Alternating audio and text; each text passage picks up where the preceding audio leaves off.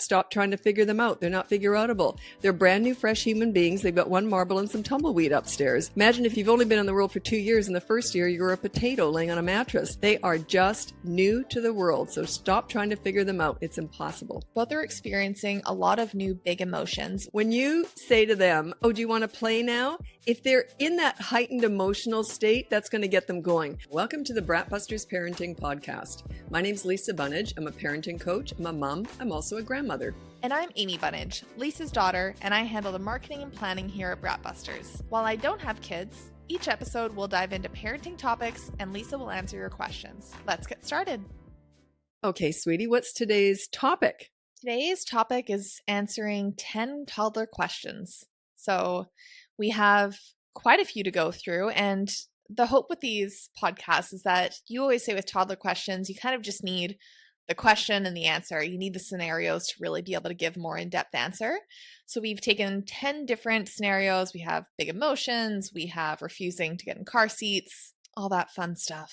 Okay. What I don't understand is that how did they send them in? Because toddlers can't type or anything. Oh, that's so funny.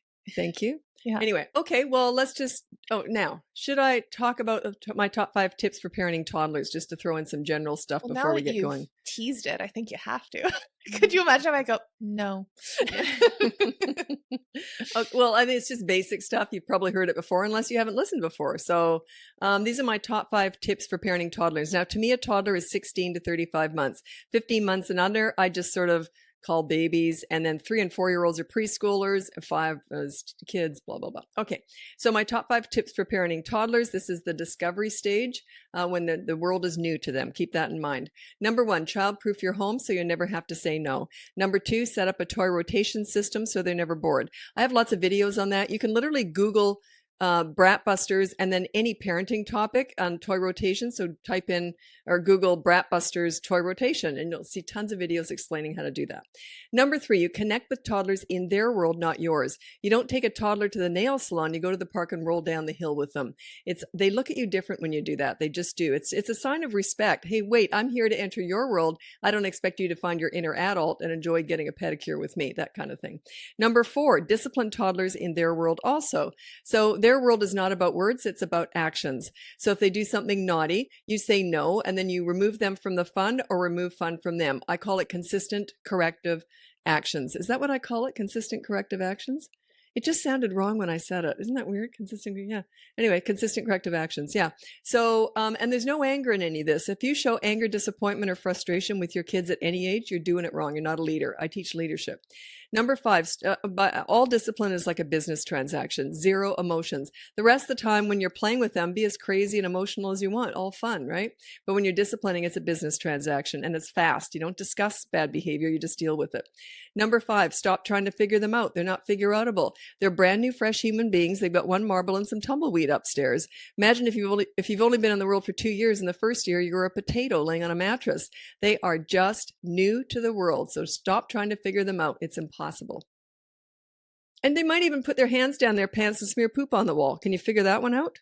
If you can you let me know? That's a tricky one. It's a messy one. I did that. I was a baby and my mom went into the room first thing in the morning and all my dad heard was, oh no. And he said, what? He went running in thinking it was something wrong with me. Well, there was obviously. And I had smeared poop all over the wall, all over the crib and all over myself. And my dad was raised on a farm. My mother wasn't obviously. And he says, oh, I'll clean it up, Lillian. It's no worse than an old cow barn. I genuinely do not know what I would do in that situation. You just clean it up. That doesn't bother me. Poop doesn't bother me. Yeah. It's just baby stuff, right? Well, don't get me wrong. I would be grossed out by the mess. And if it's on a wall, it'd be really hard to clean up. I'd probably have to clean it down with alcohol or something and then repaint it. But anything that can be cleaned, I don't mind cleaning up that mess. Okay. And then right before we get into the questions as well, I think maybe touch on the idea of expectations of toddlers. You talked about that a bit in the top 5 tips, but yeah. Parents tend to think that, oh, here's a good example. Oftentimes I'll be talking to a client and they'll say something like this. Well, and they're kind of bragging about how they handled a situation. And I'm sitting there thinking, well, how did that go? Or how's that going to go? Anyway, they said, well, I discussed it with him and I told him that it upset me when he hit me. And he said, sorry, mommy. And he said, I love you and I won't do it again in his own little toddler language. And then the mom said, can you believe he hit me again? I'm like, why wouldn't he? That's all your world. He's just parroting what to get rid of you. He's parroting what you want to hear just to shut you up and get rid of you. That's all he's doing. He's not listening. It's not going in. By the way, understanding right from wrong does not stop them from doing it. It's the consequences that stop us all from doing bad things and make us do the right thing. It's like, would we all pay our income tax on time every single time if there were no penalties?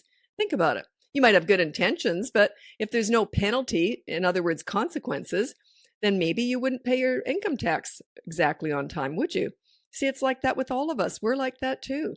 It's the penalty, the consequence, the consistent corrective action. That's what stops us from doing the wrong thing and guides us into doing the right thing.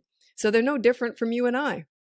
But I can understand where the overwhelm and confusion comes from when you're a toddler parent, because you go from having a baby who it's all about nurturing and it's just such a different stage. And then all of a sudden they're up on their feet, they're crawling around, they have little opinions about things. And so I can understand it would be a confusing time.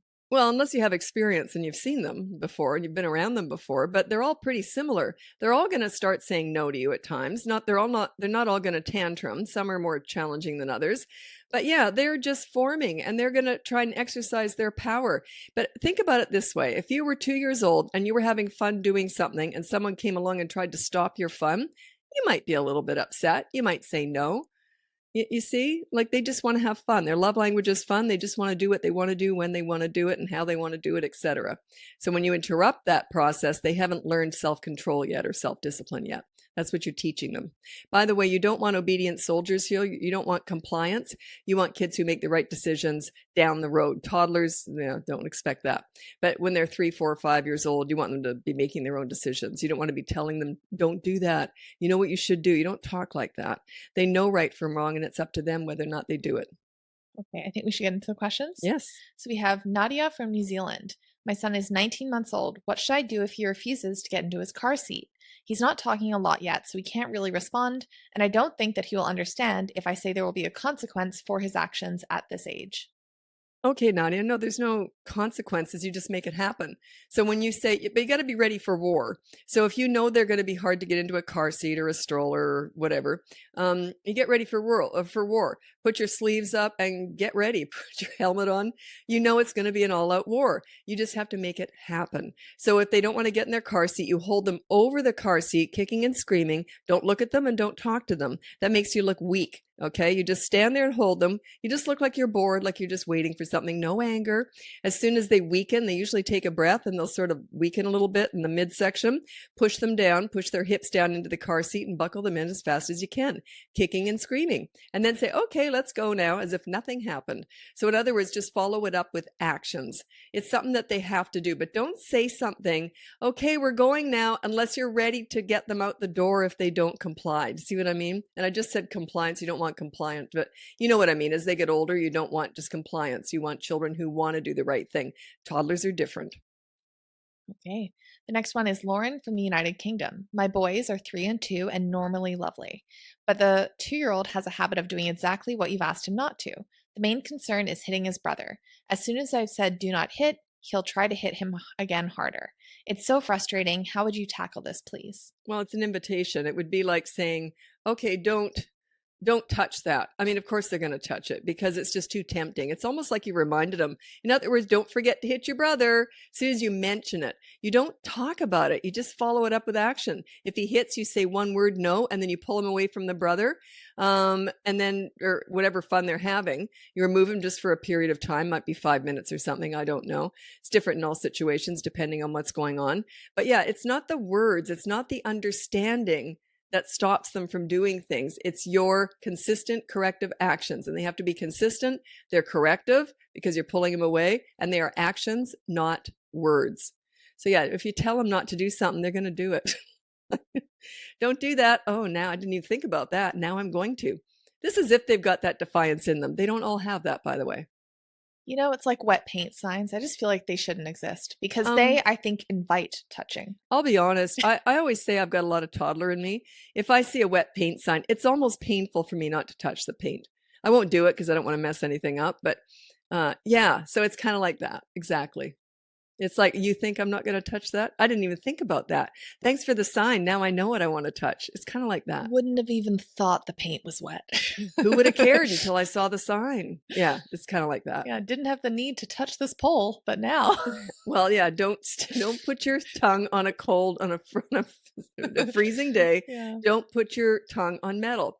Now, I grew up in the 60s. We all did that. And this is how you sound. We all did it. So, but we knew we shouldn't have, but we still did it. Yeah, it was. Okay, we have Valerie from the United States. 22-month-old twin girls. Both are experiencing a lot of new big emotions, one more than the other. They are very whiny and will cry and tantrum for long periods of time with no apparent cause. It doesn't seem to be a reaction to anything, taking a toy away, saying no. It can start at any time. I always check diaper, make sure they're fed, etc., to make sure their needs are met. I offer comfort and a hug in case that's what they need, and it doesn't seem to be. I try to follow your advice of staying calm and nearby and allow it to play out, but it will go on for a long time. Every time they start to calm down, if I acknowledge them and ask if they want to play, it starts again. What am I doing wrong? Is there something I should be doing instead? Now, did you say cry and tantrum or cry and tantrum? Okay, so I'm not gonna lie. I had a hard time getting that out. I also think I said tantrum. I'm not sure about that, but I did hear the cry. You Okay, know, it's if the you're- afternoon. If your toddlers are crying, okay, here's the thing. There's so many different answers I could give because it's so many different reasons, but then you're okay. There's a few different things I want to mention here. When you say to them, oh, do you want to play now? If they're in that heightened emotional state, that's going to get them going. I would say to them, okay, let's go over here now. Just say like it's going to happen anyway. Don't ask them. Because when you start asking a toddler questions, you're opening the door to the word no. Do you want to do this? No. Whereas I would just say, okay, time to go here, time to get in the car seat, time to have dinner. You see, I'm not inviting the no. Do you understand what I'm saying? It's almost like it's an open invitation for a big scene. So yeah, just make it look like, okay, we're going to go do this now. Then I would go over and start playing with that and they can join or not. I would start there. But then you said you're consoling them and they're crying. I don't do that. Their love language is fun and they already know they're loved, I'm sure. So that is not, when they're whining and crying, that is not the time to console them. That's the time to divert their attention in that you're not doing it directly. You're just saying, okay, off we go. Let's go do this. And then you go and do it, but don't keep inviting them in because then it offers a no. You're giving them an opening for a no. I think it's just become a game to them. It's become a go-to. You've trained them to do that by reacting to it and rewarding it by hugging them, by all this, tantruming and all that stuff. And also, if you want to know how to handle tantrums, you can actually just Google Bratbusters tantrums. I've got tons of videos that are in depth about how you ignore a tantrum because there's a way of doing it.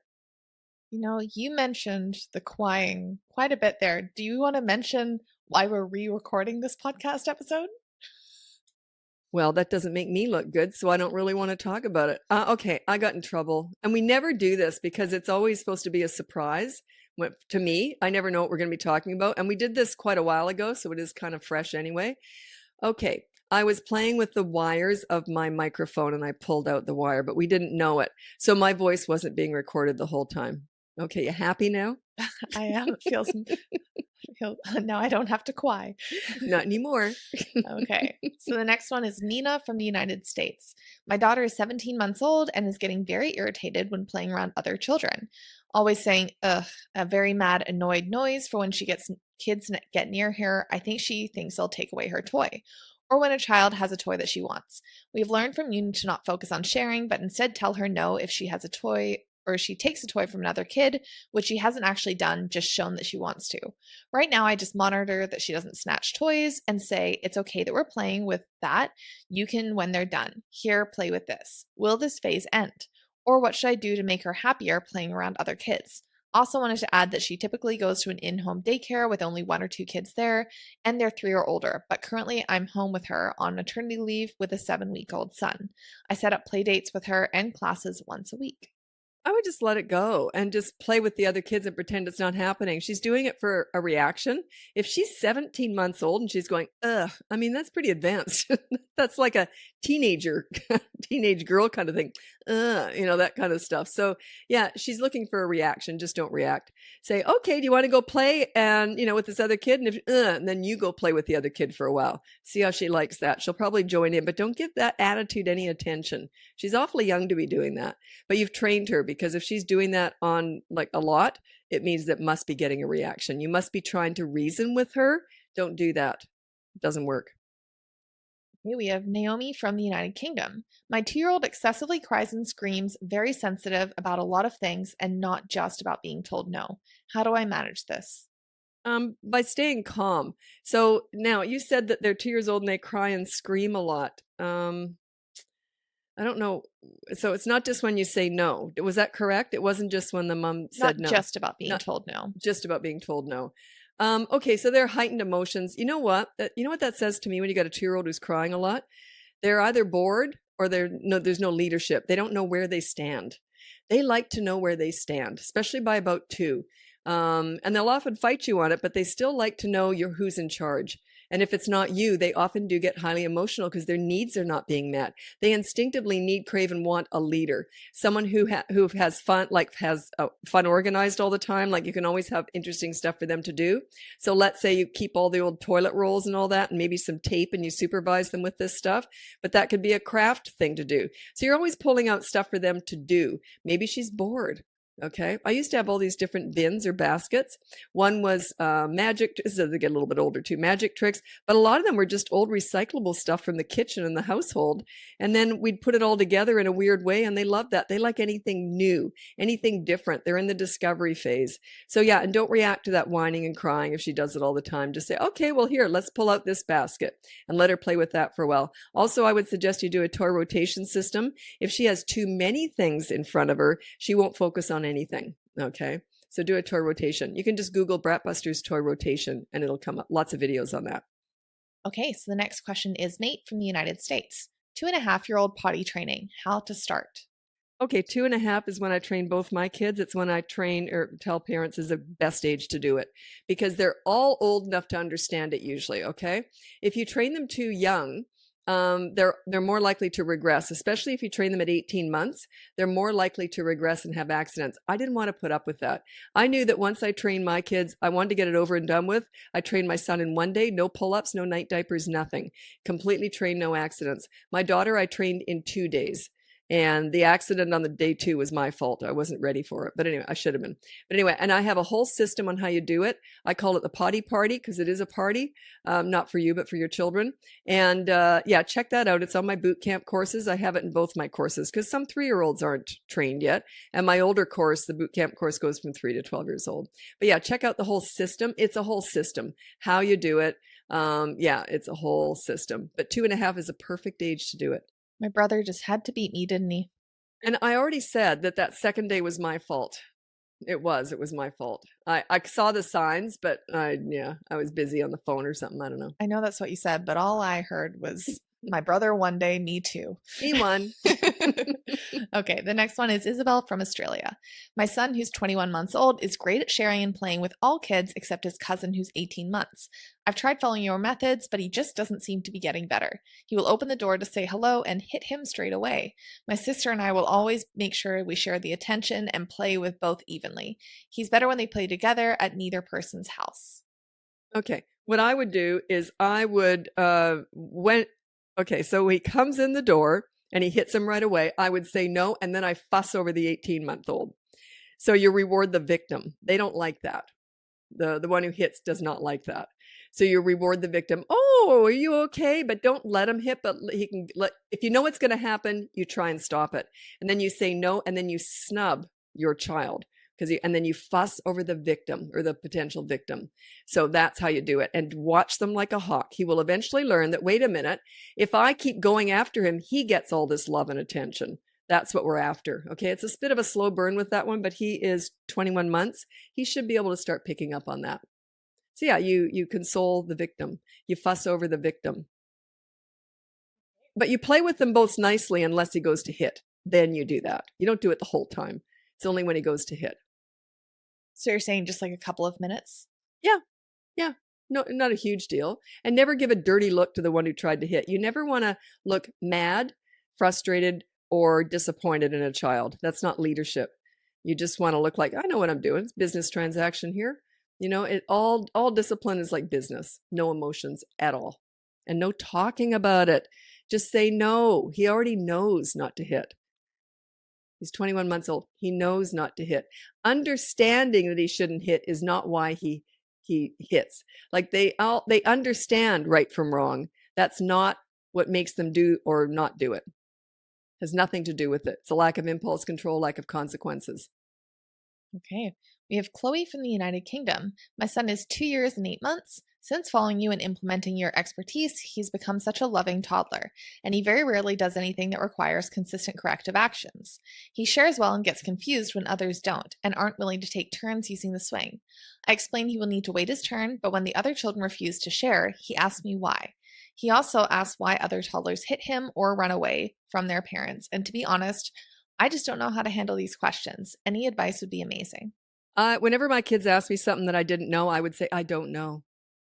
I would literally just say that, like, because I don't know. That's okay. He should get used to hearing that. They're going to ask you all sorts of stuff that you don't know. I just said, I don't know. Literally. When they get a little bit older, he's still just 2. He's almost 3, actually. Or yeah. I would start saying, well, I'm not their mom, so I don't know what's going on. I add that little extra one. I'm not their mom. That sort of explains why I don't know. But yeah, just say, I don't know. And that's it. They keep asking, just shrug your shoulders and then change the subject because you don't know. Well, you do, but you don't want I'll tell you why you don't want to explain that to him. He might go and tell the kid and the mother, like, because you don't know how to handle your kid. That's why he's hitting me. That's why he's not sharing, you see? I so would have done that. What? As a little toddler. She was very much a right, like she liked justice and she liked everything to be nice. So if I'd said it's because his mom isn't disciplining her, what would you have done? I would have just said it. Like I just know I would have. Yeah, you're hitting me because your mom doesn't know how to discipline you. That's what she would have said. Don't tell them anything that you don't want them telling the world. That's what I'm getting at here. Yeah, it was like that time that you didn't want to hang out with that mom. Oh, that was horrible. I think we already mentioned this in a podcast, We have. but it bears repeating. She was about 3. And she, okay, the difference is too, she had an older brother who was 5 years older. So he always had it over her because he was older, right? He was really nice to her, but he's always going to know more, that kind of thing. So if ever she knew something that someone else didn't know, she got really excited. Anyway, that's sort of the build up to this. So anyway, there was this one school mom that I wasn't fond of, and she kept wanting to hang out with me, right? And anyway, before that though, I had gone on with my daughter, my kids and my husband or whatever. And I'd said, oh, we got nothing to do this weekend. Absolutely nothing. It's just a relaxing weekend or something.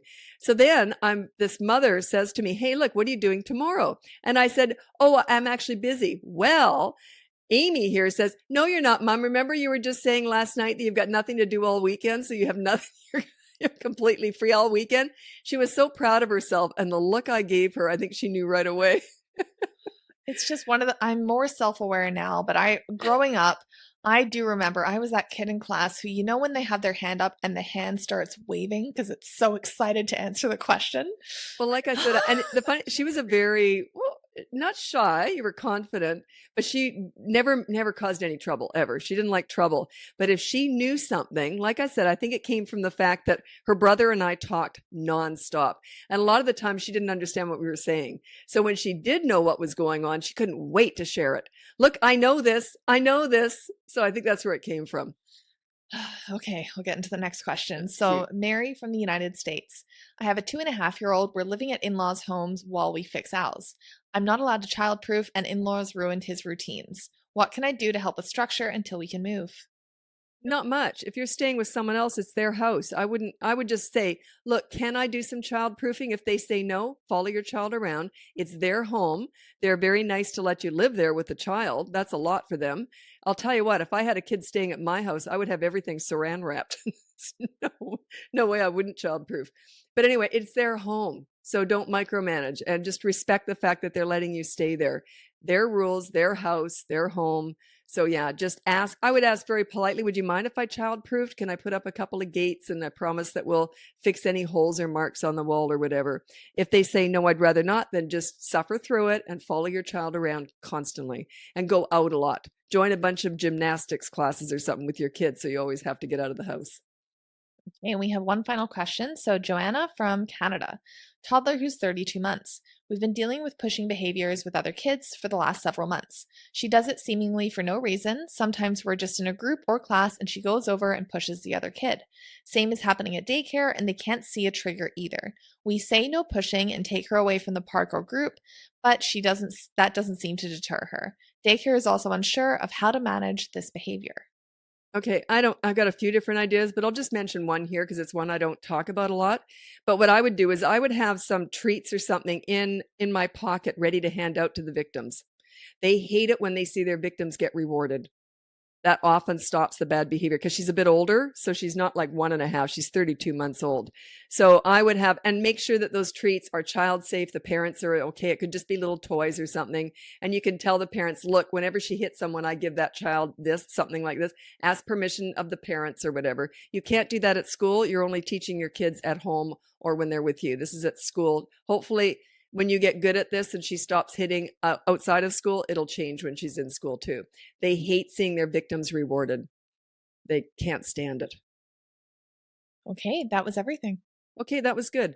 What else can I comment? Anything else you think I should say just to wrap it up here? With toddlers, I would say, I just asked you if you had any feedback and then I didn't shut up. Okay, do you have any suggestions on anything I should say here? Maybe just something like a common trip up that you see toddler parents dealing with. Oh, it's the reasoning by far. 99.9% of the problems come from trying to talk through things with your toddlers. They are not listening to you. They're all about actions. It'll go in one ear and out the other. They will even parrot what you're saying. I'm sorry, mommy. I love you. I'm sorry I hit you. I won't do it again. And then you're shocked when they do it again. And I'm shocked that you don't expect them to do it again.